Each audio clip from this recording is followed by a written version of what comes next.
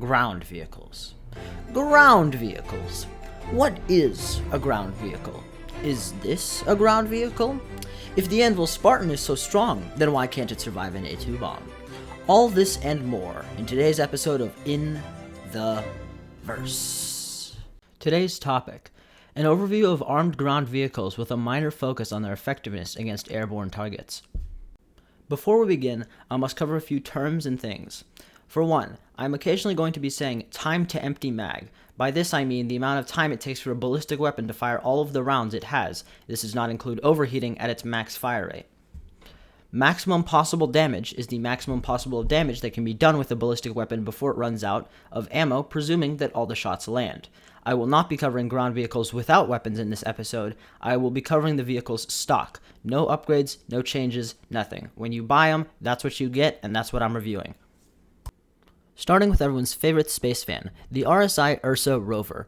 Coming in at 70,267 AUEC, the Ursa is cheaper than any ship on the market, and even in terms of ground vehicles, it is on the cheaper end of the spectrum. In terms of features, there is a driver and co-driver seat, in addition to 4 foldable seats in the back. When it comes to armor, the Ursa is no slacker, boasting 22,900 chassis HP with a single size 0 shield that has 750 rechargeable HP. The Ursa also packs a light amount of heat with 2 CF-117 Bulldog laser repeaters, which are controlled by the driver but can also be taken over by the co-driver if needed. The Bulldogs have a combined damage output of 549 damage per second with a range of 1,540 meters. Overall, the Ursa is a solid choice for general ground applications and boasts solid armor and enough weaponry to keep it from being a helpless target. However, I would not recommend it for any sort of militarized use. Next on the list is a Halo Warthog. The Tumbril Cyclone, coming in at 28,086 AUEC. This is the cheapest in the series of ground vehicles today. We will be covering all 3 weaponized variants, but first, let's cover the similarities between all of them. All of the Cyclones feature 5,401 HP, supported by a 750 HP shield, and a rough top speed of 32 meters per second. For reference, the Ursa has a top speed of 25 meters per second. The AA variant comes with the rear converted to house 2 size 2 missiles and an onboard EMP. The missiles have a max possible damage of 4,800 at a range of 930 to 9,700 meters. The EMP has a range of 400 meters and does 1,000 distortion damage, but slams your radar signature through the roof. The Cyclone TR variant comes equipped with a rear-mounted turret sporting a single size 1 Yellow Jacket Gatling gun with 320 ammo, a max possible damage of 8,704 in 16 seconds to time to empty mag, all at a range of 1,540 meters. This is a manned turret and will require a second person to operate. The Cyclone MT has both a turret and 4 size 2 missiles. The missiles have a hypothetical max possible damage of 9,600 at a range of 930 to 9,700 meters, but as of 3.17.5, they are non-functional due to a bug. The turret is manned, so you will also need a second person, but it comes equipped with a single size 1 longsword ballistic cannon that boasts 240 ammo with a max possible damage of 25,512 in a 60-second time to empty mag. Overall, the Cyclone series is perfect for the ground force that needs to be mobile on a budget. I would personally say that unless you really need the EMP from that AA, roll with the MT every single time, especially when the missiles get fixed. It has the firepower of a better AA and TR combined for the same price with no downside. I personally wish that the AA would get a buff on how many missiles it has, and it also really shouldn't have an EMP, as if it was to act as cover for ground troops, it wouldn't really be able to use it, because it would not only be able to not reach any attacking ship, but would instead wreak havoc on any friendly ground vehicles, all while making enough radar signature to attract even more hostiles. There is next to no possible reason for an EMP to be mounted to this car. I feel it would be better off with more missiles, or some sort of directional EMP mounted onto a turret if you really wanted to stick with having an EMP. Until then, just stay with the MT. Before we reach the true powerhouses of the ground world, I want to cover the option for those who want to be the absolute fastest, even if so much as a scratch means death. It's time for the hover bikes. From our favorite, definitely not built for piracy corporation, comes the Drake Dragonfly, a two-man hoverbike for the duo who wants to cruise with ballistics.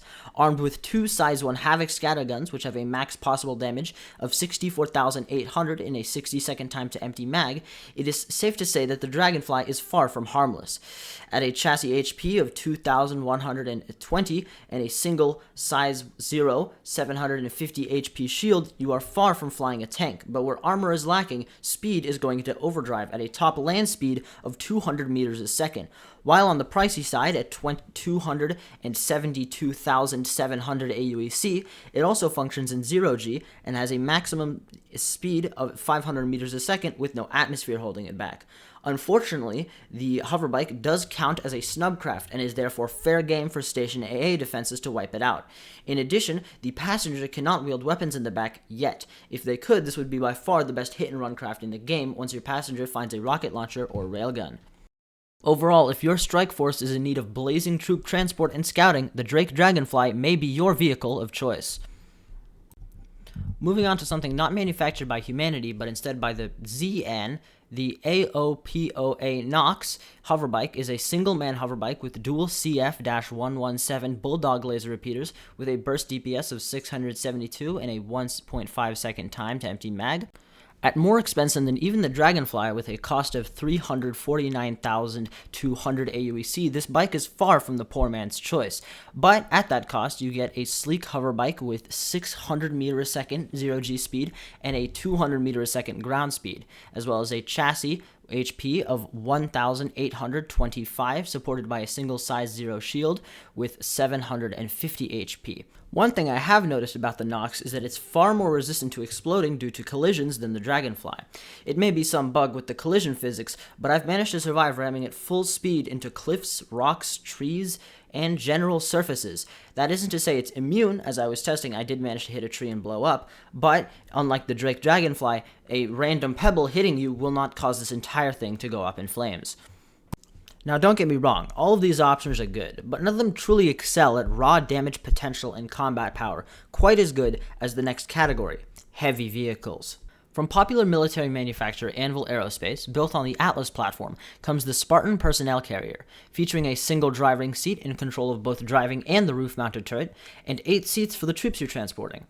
On said turret is mounted 2 size 2 GT-215 Scorpion Gatling guns. Both guns have a max ammo of 295 each, and a combined max possible damage of 20,768 in a 16-second time to empty mag. Despite being the cheapest heavy vehicle on this list, the Spartan is not cheap at 255,500 AUEC. When it comes to durability, the Spartan is rocking 33,601 chassis HP with dual size 0 shields, which have a combined HP pool of 1,500.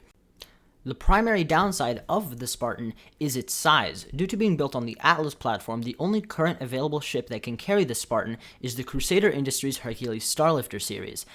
But overall, if you have a Hercules and need to get troops from point A to point B reliably, and landing a ship is not an option, the Spartan has you covered at a clip pace of 26 meters a second. But what if instead of packing infantry, you wanted to pack enough heat to scare most foes out of the vicinity and reduce the rest to smithereens? Then Anvil Aerospace has the perfect vehicle for you, the Ballista. Being built on the same Atlas platform as the Spartan, the Ballista has the same durability, speed, and also shares the same front turret with the dual Gatling guns. The key difference is that instead of transporting 8 troops, the Ballista has embraced the missile gods, and has converted to having 2 size 7 torpedoes and 8 size 5 missiles. In terms of damage, the max possible damage of all the size 5 missiles is 131,060 damage in a range of 50 to 30,000 meters, and the 2 size 7s boast a max possible damage output of 189,124 in that same range. It is worth noting that the Ballista can be fully crewed by just 2 people, and therefore if you need to maximize the amount of damage per crew member, then the Ballista is likely your best choice. However, this firepower is still not cheap at 364,500 AUEC, in addition to the cost of the Hercules you will need to transport them. Still, if you need to make an airspace that is absolutely inhospitable to enemy forces, the Anvil Ballista is your best choice. Finally, the last vehicle on this list. One day, Tumbrel Land Systems took a long look at their Cyclone series and then panned over to the Anvil vehicles before becoming uncontrollably angry that a company with aerospace in their name was beating the company that had land systems in their name at ground vehicles. And after what I could only presume was a tense executive meeting that left the head of R&D quaking, created the Nova tank. Boasting enough armament to send a full contingent of Spartans and ballistas running, the Nova is what happens when you are fighting a ground war and the only option is overkill. The interior holds places for 3 people, a driver, co-driver, and gunner. The driver can control the main gun, but is limited in viewing angle, and driving in turret mode is a nightmare. The co-driver can control a pair of CF-227 Badger laser repeaters, and the gunner is dedicated to the art of controlling the giant cannon that is the hallmark of this vehicle. And let's talk about that cannon.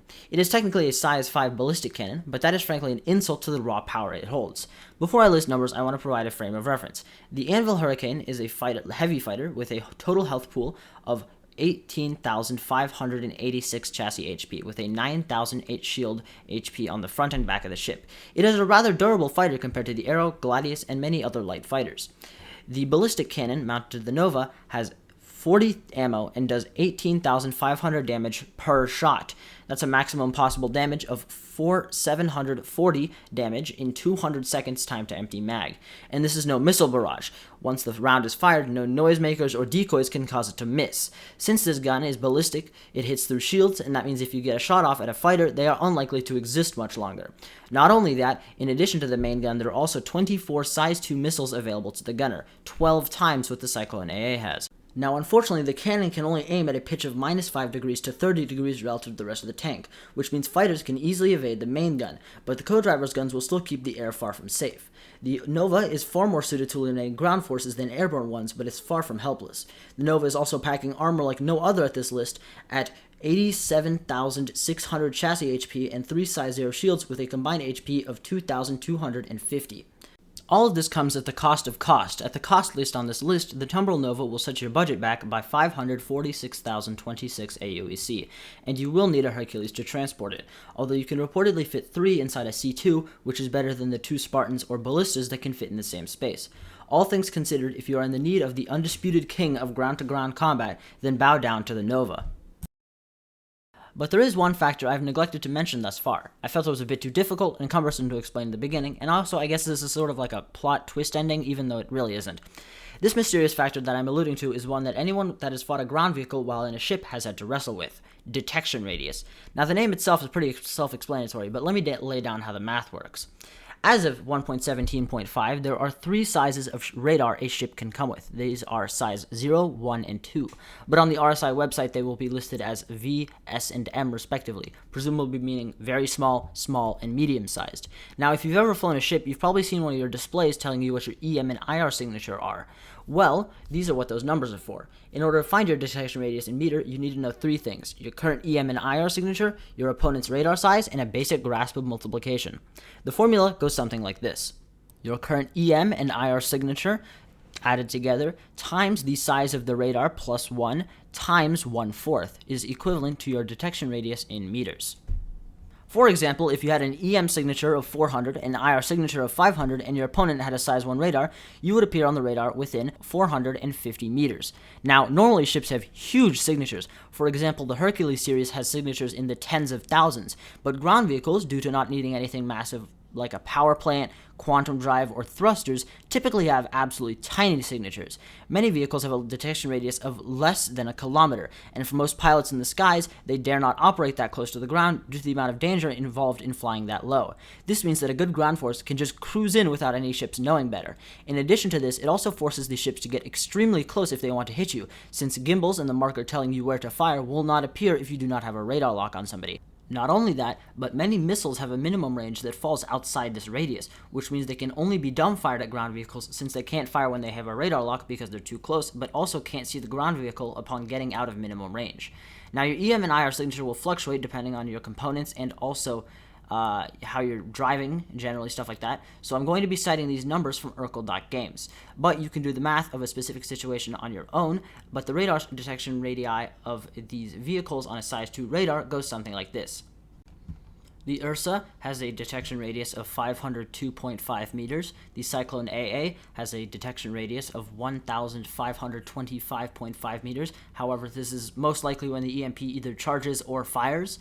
The Cyclone TR has a detection radius of 464.25 meters. The Cyclone MT has a detection radius of 579 meters. The Dragonfly has a detection radius of 2,137 meters. The Nox has a detection radius of 1,066 meters. The Spartan has a detection radius of 1,259 meters. The Ballista has a detection radius of 1,711 meters. However, they'll still see you shoot missiles and where the missiles are coming from, so you're not that stealthy. And the Nova has a detection radius of 2,012 meters. However, I do not know if these are max, average, median, or even minimum values of the EM and IR signatures. They might not even be up to date. I will do a video later, maybe, and pin a comment later to see, but probably not. Regardless, from anecdotal evidence, I think these are max values, since my friends have been reporting only being able to see the Nova at around 600 meters away. Even though he was using a ship with a size 1 radar, this is still way smaller than what Urkel says. So take all those numbers with a grain of salt and do your own math out in the field. And that concludes our list of combat-ready ground vehicles that can be bought with AUEC as of 1.17.5. Hope you learned something about your options for ground forces. I feel like I'm missing something. One sec, let me check the YouTube video checklist. Oh, right, call to action, that's the one. Give me AUEC so I can make the next video after the patch, since I'm going to be super poor and won't be able to make content as I grind. Also, I'm lazy and greedy. If we reach 5 million AUEC after the patch, I'll do a video on the Anvil Centurion and whether or not it's good for shooting down A2 bombs. To be clear, most of the money is going to buying the A2. And if I get anything wrong, please let me know, and I can try and post a correction in the comments, or just let me know if you have an idea that you think I should do. I don't know how to end the video, so I'm just gonna boop.